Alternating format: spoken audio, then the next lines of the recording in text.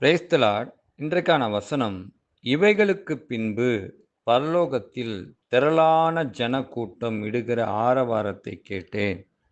அவர்கள் அல்லேலூயா, இரட்சணியமும் மகிமையும் கனமும் வல்லமையும் நம்முடைய தேவனாகிய கர்த்தருக்கே உரியது. அவருடைய நியாயத் தீர்ப்புகள் சத்தியமும் நீதியுமானவைகள். இந்த வசனத்துல 2, 3 விஷயத்த நம்ம பார்க்க முடியுது.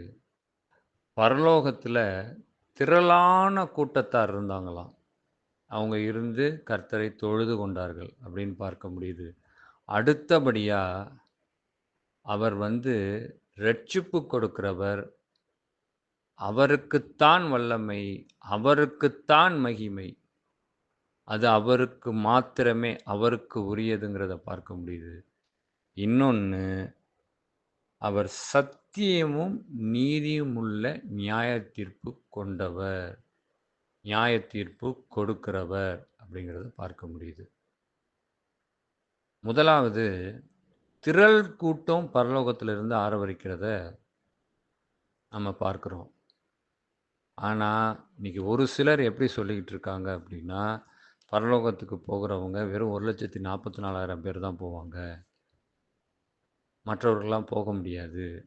அப்ப அந்த அளவுக்கு நம்ம என்ன பண்ணணும்? சயின்டிஃபை ஆவணும். பரிசுத்தமானவர்களாய் மாறணும். அப்படின்னு சொல்லி ஒரு தவறான உபதேசத்த பரப்பிட்டு இருக்காங்க. யார் அந்த 1,44,000 பேர்? அந்த 1,44,000 பேர் யார் அப்படின்னா, இஸ்ரவேலர்கள். இஸ்ரவேலர்களுக்கு 12 கோத்திரம் இருக்கு. அந்த 12 கோத்திரத்திலயும் ஒவ்வொரு கோத்திரத்திலிருந்து 12,000 பேராக மொத்தம் 1,44,000 பேர ஆண்டவர் தெரிந்தெடுப்பார். அவர்கள் பரலோகத்திற்கு போவார்கள். மற்றவர்கள் இங்கிருந்து பாடுபடுவார்கள். அதத்தான் ஆண்டவர் சொல்லியிருக்கிறார்.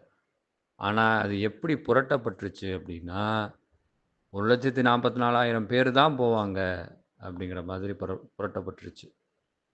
என்ன சொன்னா, அந்த 1,44,000 பேர் என்ன பண்ணுவாங்க அப்படின்னா, அந்த 2ஆம் வருகையில அவர்களை தெரிந்தெடுத்து தான் என்ன பண்ணுவாரு, இந்த பூமிய பழுகி பெருக பண்ணுவார்.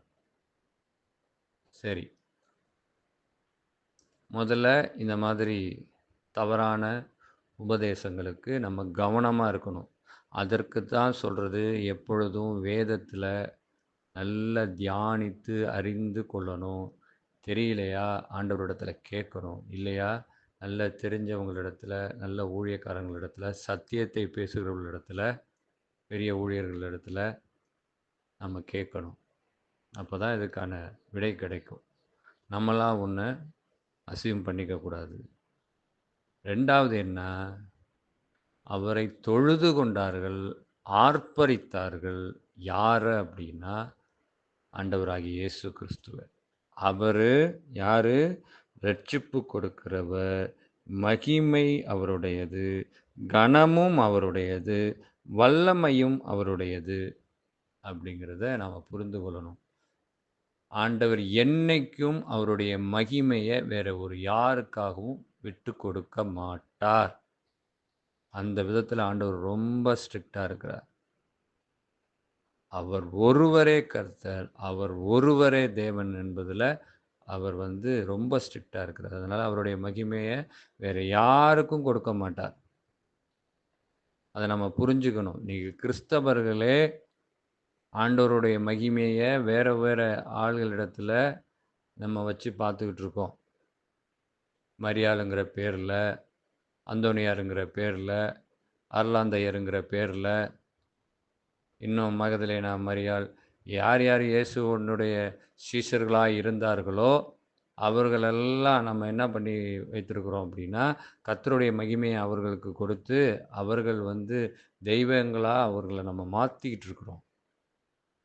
தயவு செய்து புரிந்து கொள்ளணும். அவர்கள் தெய்வம் அல்ல. ஏன் இந்த ஒரு விஷயம் நமக்கு புரியல? வேதத்துல இவ்ளோ விஷயத்த ஆண்டவர் எழுதி குடுத்திருக்கும்போது, யோவான பார்த்து, "அதோ உன் தாய்" அப்படின்னு சொல்லும்போது, மரியாள பார்த்து, "அதோ உன் மகன்" என்று சொல்லும்போது, ஏன் ஏசப்பா இத சொல்லல? எனக்கு அப்புறம், நான் பரமேறி போனதுக்கு அப்புறம், என்னுடைய தாயாகிய மரியாளும் என்னைப் போல தான். என் தாயாகிய மரியாள நீங்க வணங்கணும்னு ஏன் சொல்லல? அத நாம என்னைக்காவது சிந்திச்சிருக்கிறோமா? சிந்திக்கிறது இல்ல. தயவு செய்து கிறிஸ்தவர்கள் புரிந்து கொள்ளுங்க. தவறான மகிமைய நீங்க பின்பற்றிட்டு இருக்கிறீங்க. இன்னொன்னு மகிமையெல்லாம் உங்களுக்கு கிடையாது. மகிமை ஆண்டவருடையது. அவர் கற்பனையிலே ஆண்டவர் என்ன சொல்லியிருக்கிறார்? மேலே வானத்திலும், வானத்தின் கீழ் பூமியிலும் யாதொரு விக்கிரகத்தையோ, சிலையையோ, எந்த ஒரு சிருஷ்டிப்பையோ நீ என்ன பண்ணக்கூடாது? வணங்கக்கூடாது. உருவாக்கக்கூடாது. அப்படின்னு திட்டவட்டமா பழைய ஏற்பாட்டின் காலத்திலே சொல்லிட்டார். ஆனால், நாம இன்னைக்கு மகிமையை யார்ட்ட குடுத்துட்டுருக்கோம்? மரியாளால நமக்கு ரட்சிப்பு கொடுத்துற முடியுமா? அந்தோனியாரால நமக்கு ரட்சிப்ப கொடுத்துற முடியுமா? அருளாந்தையரால நமக்கு ரட்சிப்ப கொடுத்துற முடியுமா? இன்னும் எவ்வளோ பெரிய தேவ ஊழியர்கள்லாம் இருக்கிறாங்களே, இன்னைக்கு எவ்வளோ பெரிய பெரிய ஊழியர்கள்லாம் இருக்கிறாங்களே, அவங்களால நமக்கு ரட்சிப்ப குடுத்துற முடியுமா? முடியவே முடியாது. இன்னைக்கு இருக்கிற பெரிய ஊழியக்காரங்கள நீங்க போய் கேட்டு பாருங்க. அவங்க சொல்லுவாங்க, "ரட்சிப்பை கொடுக்கிறவர் இயேசு கிறிஸ்து மாத்திரமே. மனிதனால் அது கூடாத காரியம்." கொடுக்கவே முடியாது. அதனால இனிமேலாவது புரிந்து கொள்ளுங்க. இப்படி தவறான கண்ணோட்டத்துல, தவறான நோக்கத்துல அவர்களெல்லாம் மனிதர்கள். பரிசுத்தவான்கள், பரிசுத்தவாட்டிகள். ஆண்டவரால் பயன்படுத்தப்பட்டவர்கள். எவ்வளோ மிஷனரிகள் வந்திருக்கிறாங்க. அதுபோல அவரும் ஒரு மிஷனரியா வந்திருக்கிறாரு. அவ்வளோதான். அத போய் நம்ம அவர போய் அவருக்கு ஒரு ஆலயத்த கட்டி, அவர தொழுது கொண்டு, எவ்வளோ ஒரு மோசமான காரியம். இது ஆண்டவருக்கு ஏற்புடைய காரியமே அல்ல. ஆண்டவர் வெறுக்கிற காரியம். ஆண்டவருக்கு கோபத்தை உண்டு பண்ணுகிற காரியம். அடுத்தபடியா என்ன அப்டின்னா, அவர் நீதியுள்ள நியாயாதிபதி. நியாய தீர்ப்புகள் சத்தியம் நீதியுமானதா இருக்குமாம். ஒரு தீர்ப்பு கொடுக்கிறாரு அப்டின்னா, அங்க சத்தியமும் நீதியும் இருக்கும். உண்மை இருக்கும். பொய் இருக்காது. நீங்க உலக பிரகாரமான வாழ்க்கையில, தான் சொந்த குடும்பம், தான் உறவினர்கள் அப்டின்னா ஒரு மாதிரியும், மற்றவர்கள்லாம் ஒரு மாதிரியும் உலகம் பேசலாம். மனிதர்கள் பேசலாம். ஆனா, ஏசப்பா ஒரு நாளும் அப்படி பேச மாட்டார். ஏன்னா, வேதத்தில நீங்க பார்த்தீங்கன்னா, எவ்வளவோ தேவ மனிதர்கள அவங்களுடைய குட் என்ன, பேட் என்ன 2யுமே ஆண்டவர் சொல்லியிருப்பார். அவர் நெனச்சிருந்தா மறைச்சிருக்கலாம்ல. தாவீதோட குட்டு, பேடு தெரியும். சவுலோட குட்டு, பேடு தெரியும். சவுல் தான் பின்னாடி என்ன பண்ணாரு? பவுலா மாறுனாரு. அவர் எப்படி சவுல் எப்படி ஆரம்ப கட்டங்கள்ல அவர் இருந்தாரு. அதுக்கப்புறம் பவுலா மாறி, ஆண்டவரோட பிள்ளையா மாறி, அவர் எப்படி ஆண்டவருக்காக ஓடுனார் அப்படிங்கிறதையும் காமிச்சிருக்கிறாரு. ஒவ்வொருவருடையதும் ஆபிரகாமோடது. யார சொல்லணும்? எல்லாரிடத்திலயும். இன்னும் பாருங்க, ஏலி குடும்பம். ஏலி ஒரு மிகப்பெரிய ஆசாரியன். மிகப்பெரிய ஆசார். ஏன்னா, அவரோட பிள்ளைகள் தவறு பண்ணிக்கிட்டே இருக்கிறாங்க. ஆலயத்துக்கு வரக்கூடிய பெண்கள் இடத்துல பாவத்தில ஈடுபடுறாங்க. ஆலய காணிக்கைகள்ல தவறா பயன்படுத்துகிறாங்க. ஆலயத்தை தவறா பயன்படுத்திட்டு இருக்காங்க. ஆண்டவர் வார்ன் பண்ணிக்கிட்டே இருக்கிறாரு. "ஏலி உன் பிள்ளைய கண்டி. உன் பிள்ளைகள் வந்து தவறு செய்துகிட்டு இருக்கு. கண்டிச்சிரு" அப்படின்னு சொல்லி கண்டி அப்படின்னு.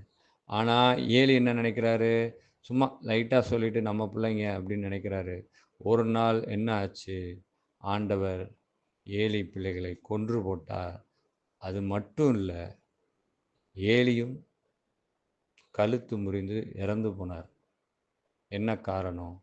இதில நாம பார்க்க வேண்டிய விஷயம் என்ன? ஏலி ஆண்டவர் பயன்படுத்தின ஒரு ஆசாரியன், ஒரு ஊழியக்காரன் தான். யாரா இருந்தாலும் சரி, ஆண்டவரிடத்தில சத்தியமும், நீதியும் விளங்கும். மனிதனைப் போல அல்ல. அதுதான் நம்முடைய ஆண்டவராகிய இயேசு கிறிஸ்து. அத நம்ம புரிஞ்சுக்கணும். இன்னைக்கு தெய்வங்கள் சொல்லுகிற பல தெய்வங்களை உருவாக்கி வணங்கிட்டு இருக்கிறவங்கத்துல அவங்க என்ன பண்ணுறாங்க, போய் மற்றவர்களை பழி வாங்கணும்னு சொல்லி பலவித காரியங்களை பண்ணுறேன்னு சொல்லி சொல்கிறாங்க. அதை பண்ணுறேன், இதை பண்ணுறேன், அவங்க குடும்பம் அழிஞ்சிடணும்னு சொல்லி நான் இதை அது என்னது முட்டையை வந்து நான் ஏதாவது பண்ணி வைக்கிறேன், மந்திரிச்சு வைக்கிறேன், எலுமிச்சை பழத்தை மந்திரிச்சு வைக்கிறேன், இல்லை தகட்டை கொண்டு போய் பதிக்கிறேன். இதெல்லாம் இயேசு கிறிஸ்துட்ட நடக்கவே நடக்காது. ஒருவன் 1000 தான் தீமை செய்திருந்தாலும் மனிதனுக்கு விரோதமாக செயல்பட்டிருந்தாலும் அவர் நீதியாகத்தான் நியாயம் தீர்ப்பார். மனிதனுடைய பார்வையிலே என்றைக்கும் அவர் நியாயம் தீர்க்க மாட்டார். அது நம்ம ரொம்ப தெளிவாக தெரிந்து கொள்ளணும். அதனால் நீங்கள் கிறிஸ்தவர்கள் ஒவ்வொருவரும் நாம் தெரிந்து கொள்ள வேண்டிய விஷயம் என்ன அப்படின்னா, எல்லா துதி கனம் மகிமை இயேசு ஒருவருக்கே. இயேசுவை தவிர வேற யாருக்கும் இந்த மகிமையை நாம் கொடுக்கக்கூடாது, வணங்கக்கூடாது. அது ரொம்ப முக்கியம். காதுள்ளவர்கள் கேட்க கடவர்கள். ஆமென்.